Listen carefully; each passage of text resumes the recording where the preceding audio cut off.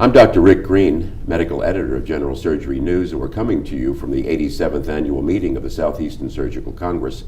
And today it's my absolute pleasure to be with Dr. William Hope, Program Director in General Surgery and Associate Professor of Surgery at the University of North Carolina. William, welcome. How are you? I thought your presentation yesterday on the response to Hurricane Florence in the Wilmington area was absolutely superb, and I want to congratulate you. Having known what your institution went through at that time, would you do anything differently, thinking about it and critiquing the situation? Well, thank you. Yeah, it was a, obviously that was a major hurricane for us, and something we really didn't expect. We are in the process actually still of going through what we did well and what we did wrong or could have done better. I think we did a lot of things very well. Our institution and our leadership did a great job, but I think there's a few things that we have looked at that we could have done better.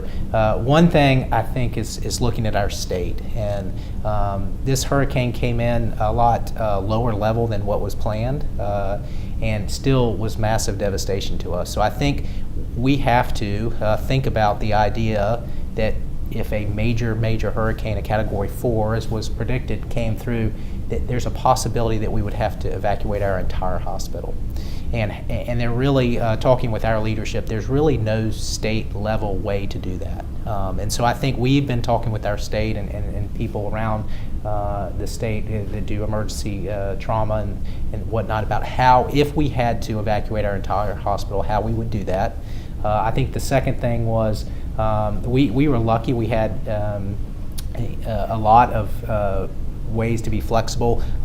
We had much more childcare and even pets occasionally that came in. And ideally, that's not the best way to do this. So trying to sort of coordinate a little better of who ideally are the people to stay in the hospital and who or should be better on the relief team, a true storm team and a relief team. And the way we handled that basically was if you were scheduled to work, you kind of got tagged as being the person to be there. And I think we've thought we maybe should really think about this as who is best to be in the hospital, whether it be, they live close by the hospital or some other reason they have a nice truck that can get in there. But we're being a little more sophisticated on who may stay and who may come. So if you were coordinating and you were talking to others facing the situation along the East Coast or with any disaster, what are the key points that you would tell a hospital system or certainly a surgical department to look out for? So I think, first of all, you need to be prepared. I mean, as much as possible, and it's hard to run drills and it's hard to really be serious about taking this seriously because you go on with your daily life and you assume this will never happen to you. And so I think the drills that your hospital will run, and if you don't do drills, I think you should. I think you should prepare for a disaster. And if that's a hurricane or a wildfire or whatever it may be, a shooting, mass shooting, you need to prepare for those. And you need to have real drills where you can find out what your hospital will do. Once you do that, then I think you just have to be prepared. And once it comes, I think you have to have. One of the things that really helped us is we had a lot of support from our administration. We had a lot of support from our surgery department. Nobody wants to stay in the hospital. Everybody wants to leave. We had surgeons. I was on call, so I was there. We had another surgeon who stayed.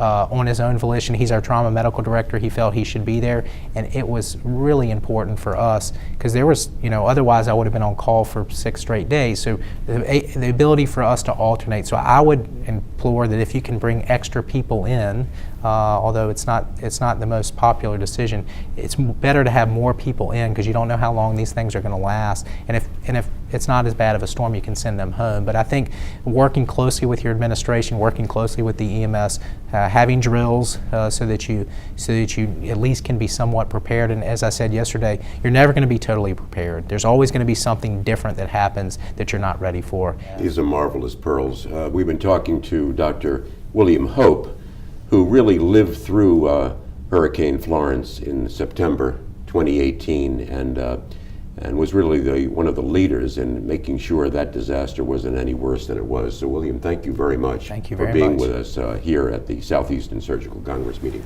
I appreciate it. Thank you.